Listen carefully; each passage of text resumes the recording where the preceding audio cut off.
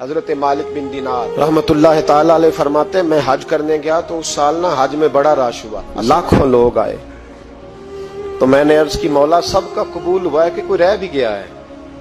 تو فرماتے مجھے خواب آئی اور بتایا گیا لاکھوں کا قبول ہو گیا۔ بڑا بے نیاز ہے اللہ، بڑا بے نیاز ہے، بڑا کریم ہے۔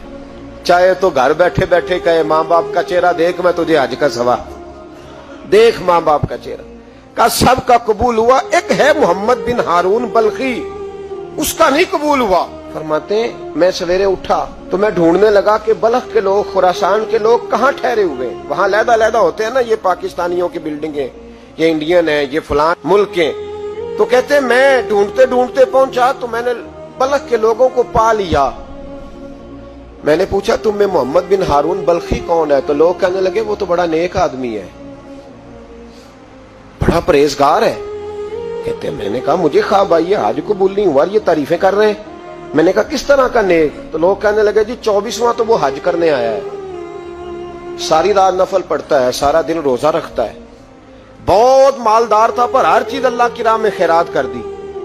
فرماتے میں نے کہا وہ کہاں ہے؟ کہنے لگے پہاڑ کے پیچھے خیمہ اس نے لگایا ہے، وہاں اللہ اللہ کر رہا ہے۔ حضرت مالک بن دینار علیہ رحمہ فرماتے میں وہاں پہنچا، مصلی پہ بیٹھا تھا، سلام پھیری، میں نے السلام علیکم کے بعد کہا آپ محمد بن ہارون بلخی ہیں؟ کہنے لگا ہاں۔ آپ مالک بن دینار ہیں؟ میں نے کہا کہ اس نے تو میرا نام بھی جان لیا بغیر بتائے۔ فرماتے ہیں میں نے کہا کہ ہاں میں مالک بن دینار ہوں۔ کہنے لگے کیسے آئے ہو؟ میں نے کہا بس ملنے آیا تھا۔ کہنے لگے نہیں، جس کام آئے ہو وہ بتاؤ۔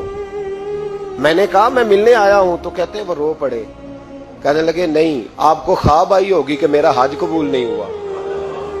کہتے ہیں میرے رونگٹے کھڑے ہو گئے کہ اسے اتنا بھی پتا ہے کہ میرا حج قبول نہیں ہوا۔ میں نے اس کو کہا کہ تجھے کیسے پتا کہ مجھے خواب آئی ہے؟ کہنے لگا مالک بن دینار مجھے 24 سال ہو گئے، میں اس بے نیاز کے گھر کا طواف کرتا ہوں، میں حجر اسود کے بوسے لیتا ہوں، میں مقام ابراہیم پہ نفل پڑھتا ہوں، میں صفا مروہ کی سعی کرتا ہوں، پر 24 سال بیت گئے۔ جب میں طواف وداع کرنے کے قریب آتا ہوں تو کوئی نہ کوئی اللہ کا ولی آ کے کہتا ہے دوڑ جا تیرا کوئی نہیں قبول ہوا۔ 24 سال۔ حضرت مالک بن دینار فرماتے میں اس کے قریب بیٹھ گیا اور اس کے گھٹنے پہ ہاتھ رکھا، میں نے، بندہ بھی معذور تھا، اس کا ایک ہاتھ کٹا ہوا تھا، چہرے پہ عبادت کے نشانات نمایاں تھے، اور میں نے کہا یار پھر تیرا حج قبول کیوں نہیں ہوتا؟ تو کہنے لگا مت پوچھ تو مجھ سے نفرت کرے گا۔ میں نے کہا نہیں تو بتا۔ مت پوچھ تو مجھ سے نفرت کرے گا۔ میں نے کہا نہیں تو بتا۔ کہنے لگا نہ پوچھ۔ میں نے اصرار کیا تو کہنے لگا اس لیے نہیں قبول ہوتا کہ میں اپنی اماں کا نافرمان۔ ماں کا نافرمان کیا ہوا؟ تو کہنے لگے اللہ نے دولت دی، جائیدادیں، گھوڑے، زمینیں، میں عیاش ہو گیا، میں اللہ کے دیے ہوئے مال کو ناجائز جگہ خرچ کرنے لگا۔ ماں میری بوڑھی تھی، عبادت گزار تھی، مجھے سمجھاتی تھی۔ رمضان کا مہینہ، عصر کے بعد اماں تنور میں روٹیاں لگا رہی، میں گھر آیا شراب کے نشے میں، اماں روٹی دو۔ ماں کہنے لگی شرم کر، روزہ رکھا نہیں تو جنہوں نے رکھا ہے ان کا تو خیال کر۔ کہتے ہیں یہ لفظ میں نے سنے تو ماں کو ایک تھپڑ دے مارا، اماں جلتے ہوئے تندور میں گر گئی، لوگوں نے مجھے کمرے میں بند کر دیا۔ کہتے ہیں ساری رات میں شور سنتا رہا پر نشے میں پڑا رہا۔ اگلے دن ظہر کے بعد آنکھ تب کھلی جب میری بیوی الماریوں سے کپڑے نکال رہی تھی۔ میں نے کہا کہاں جا رہی ہو؟ کہنے لگی میکے جا رہی ہوں، میں ماں کے قاتل کے ساتھ وقت نہیں گزار سکتی۔ میں نے کہا ماں قتل ہو گئی؟ کہا ہاں، رات 9 مہینے تجھے پیٹ میں رکھنے والی اور چھاتی کا دودھ تیرے گلے میں اتار کے پالنے والی تیرے ہاتھوں قتل ہو گئی۔